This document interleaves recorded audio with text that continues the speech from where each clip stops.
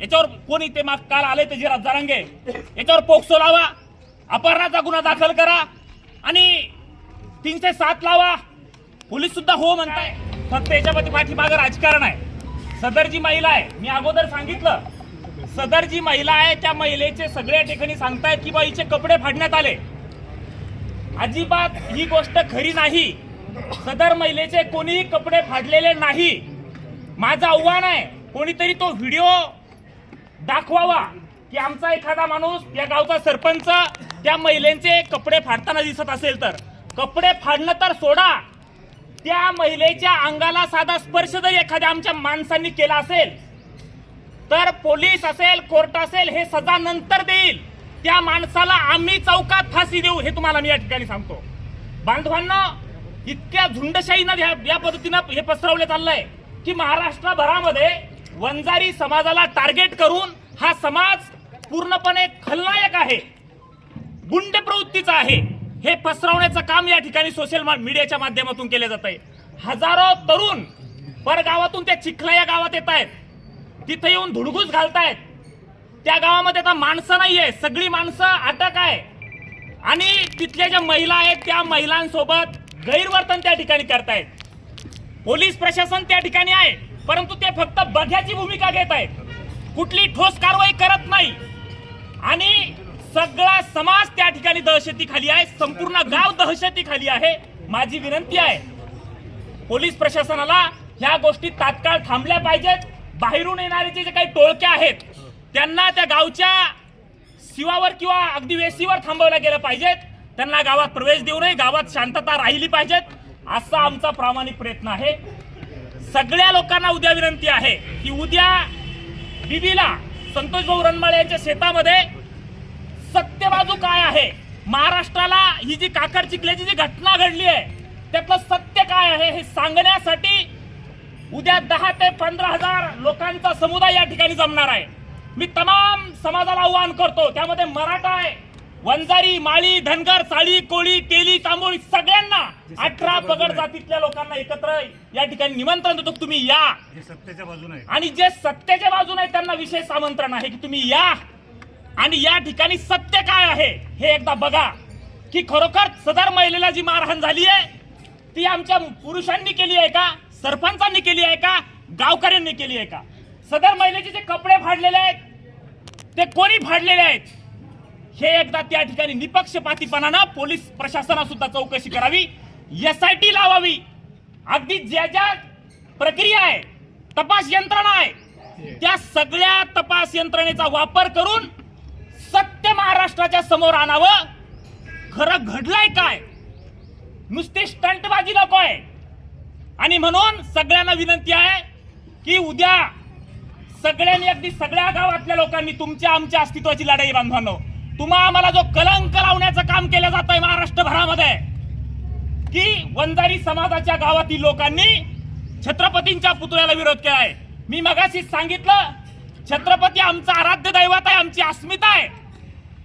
छत्रपती शिवाजी महाराज असा राजा आहे, सगळ्या जाती धर्माची माणसं त्या ठिकाणी येऊन नतमस्तक होतात, तिथून प्रेरणा घेतात.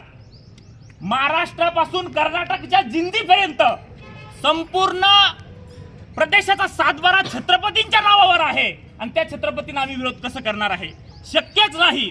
आम्ही कुणीही छत्रपतींना विरोध करत नाही, त्यांच्या पुतळ्याला सुद्धा विरोध करत नाही. फक्त विनंती एवढीच आहे, सदर प्रकरणाचं सत्य समोर आलं पाहिजे. सदर प्रकरण जे घडतंय या प्रकरणामध्ये सखोल चौकशी झाली पाहिजे. त्यांचे दोषी आहे त्यांच्यावर कडक कारवाई झाली पाहिजे, जे दोषी आहेत ते. पण अशा पद्धतीने झुंडशाहीनं जे प्रकार चाललाय, कुणी उठतं याच्यावर, कोणी ते काल आले ते जिराज जरांगे याच्यावर पोक्सो लावा, अपहरणाचा गुन्हा दाखल करा आणि 307 लावा. पोलीस सुद्धा हो म्हणतायत, कमाल आहे. बरं, वेगवेगळे लोकप्रतिनिधी त्या ठिकाणी येत आहेत, ते सुद्धा सत्य बघत नाही, त्या ठिकाणी येत आहेत आणि त्या ठिकाणी सरपंचावर अमुक कारवाई करा, गावावर तमुक कारवाई करा. अरे सत्य त्या ठिकाणी काय आहे हे एकदा महाराष्ट्राला कळू द्या, आमचं आव्हान आहे. आणि उद्या सत्य आहे, जे सत्य आहे ते ऐकण्यासाठी इथले समाज बांधवातले सगळे मंडळी जे नेते आहेत ते उद्या तुम्हाला सगळं सत्य सांगणार आहे. म्हणून तमाम गावकऱ्यांना, आजूबाजूच्या सगळ्या परिसरातील लोकांना माझं आव्हान आहे उद्या बीबी या ठिकाणी ठीक 11 वाजता संतोष भाऊ रनमाळे यांच्या शेतामध्ये आपण त्या ठिकाणी जमायचं आहे. सगळ्या महिलांनी सुद्धा यायचं आहे. तुमच्या नातेवाईक तुमच्या माहेरकडील मंडळींना सुद्धा आमंत्रण करा की उद्या तुम्हाला त्या ठिकाणी यायचं आहे. महाराष्ट्राला आपली बाजू एकदा कळू द्या. खरं म्हणजे आपण बोललोच नाही, हा सगळा एकतर्फी न्याय व्हायला लागलाय. आपण आपली बाजू लोकांना कळू द्या. लोकांना सांगा की खरी घटना काय घडलेली आहे हे सांगण्यासाठी उद्या सगळ्यांनी या ठिकाणी यावं. या ठिकाणी थांबतो. जय हिंद, जय महाराष्ट्र, जय शिवराय.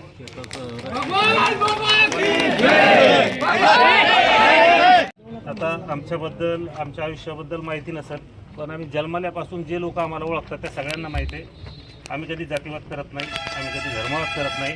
आम्ही या महाराष्ट्रातल्या या देशातल्या सगळ्या जाती धर्माच्या लोकांना सोबत घेऊन जाणारे लोक आहे. त्यातल्या त्यात आमचं नेचर, आमचं वैयक्तिक नेचरही सगळ्यांना माहिती आहे जे आम्हाला ओळखतात. त्यामुळं फक्त आम्ही खऱ्याला खरं खोट्याला खोटं म्हणणारे लोक आहे.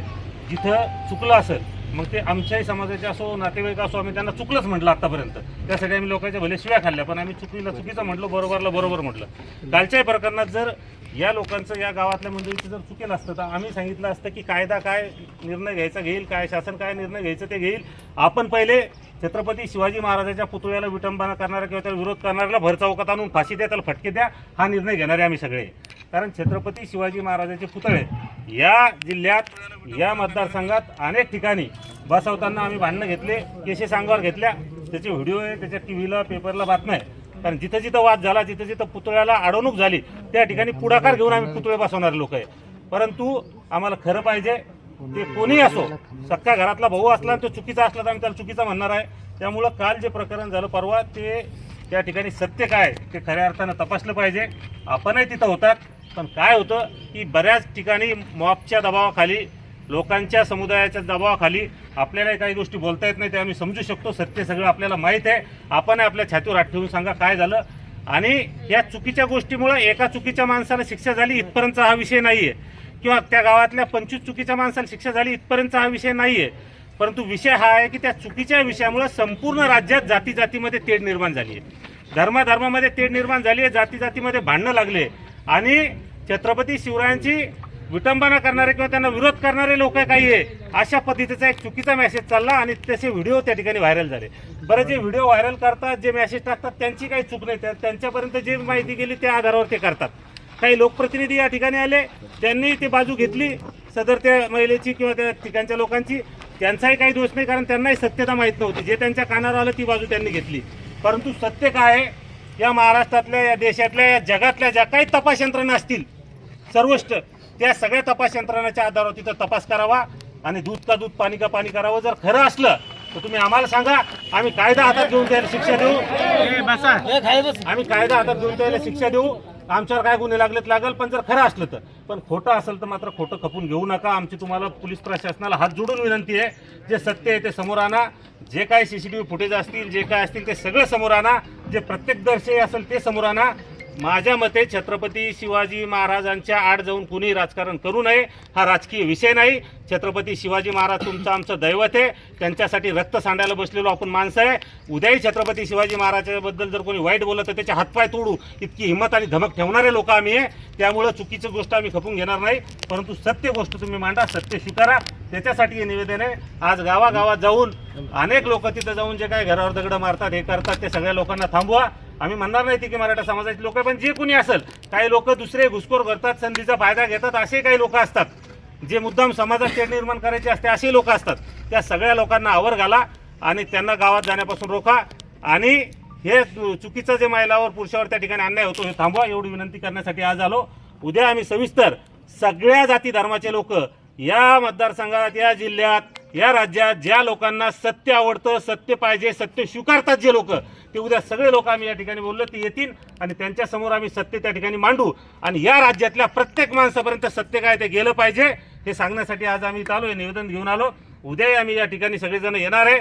प्रत्येक जाती धर्माचा माणूस येणार आहे. परंतु तोपर्यंत चुकीच्या लोकांवर कारवाई करू नका, योग्य त्या माणसावर कारवाई करा. जर चुकीचीच कारवाई करायचं असेल तर सगळ्यांवरच करा, सगळे त्याच्यावर, त्या गावावर करा, आमच्यावर करा, सगळ्याच लोकांवर करा. ती मूळ मागणी आमची मूळ मागणी आहे. आमची मूळ मागणी आहे. त्यामुळे हे निवेदन घ्या. एक मिनिट डॉक्टर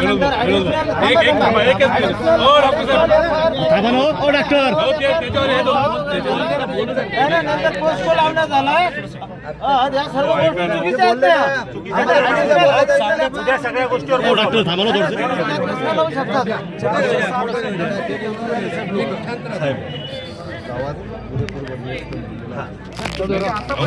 पुरेपूर बंदोबस्त आहे साहेब. आता विषय तुम्ही सांगा की त्या दिवशी जरांगे पाटील साहेबांनी म्हणायचा विषय की जरांगे पाटील साहेबांनी सांगितलं की या पद्धतीचे कलम लावा. ऐका ना दादा, तुम्ही बोला ना. या पद्धतीचे कलम लावा, त्या पद्धतीचे कलम तुमच्या खात्याकडून लावणं सुरू आहे. आणि एखादा माणूस ज्याला कायद्याचा किंवा त्या गृह खात्याचा किंवा तुमच्या पोलीस खात्याचा किंवा SP साहेबांचे अधिकार कोणीही दिलेले नाही, परंतु ते सांगतात की याच्यावर पोस्ट लावा, या पोरीचं अपहरण झालं, हे पोरीचं अपहरण काय झालं हे तपासायला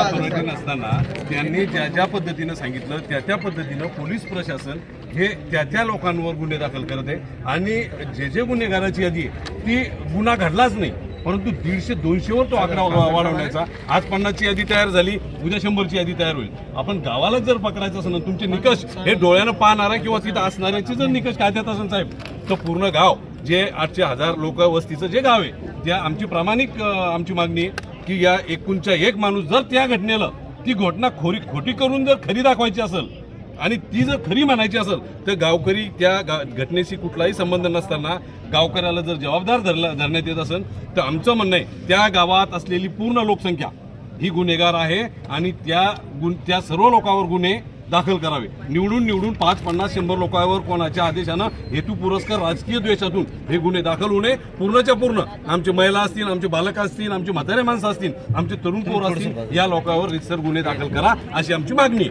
त्याचं कारणच हे की आता पूर्ण गावच आरोपीच्या पिंजऱ्यात बसवलंय, तर मग आता सर्वच घ्या, कोणताही हे करू नका, कोणाची हायगे आम्ही याच्यात बाबतीत करू नका, सर्वांनाच पकडा आता. आणि MILांची तयारी आहे, MIL तयारी.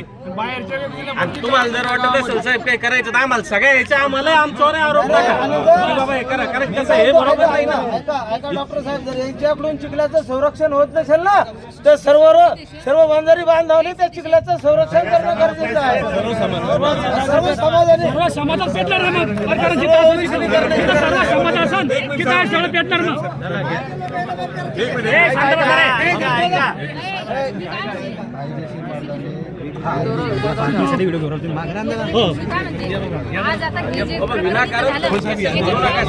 कोणी नाव सांगायला लागलं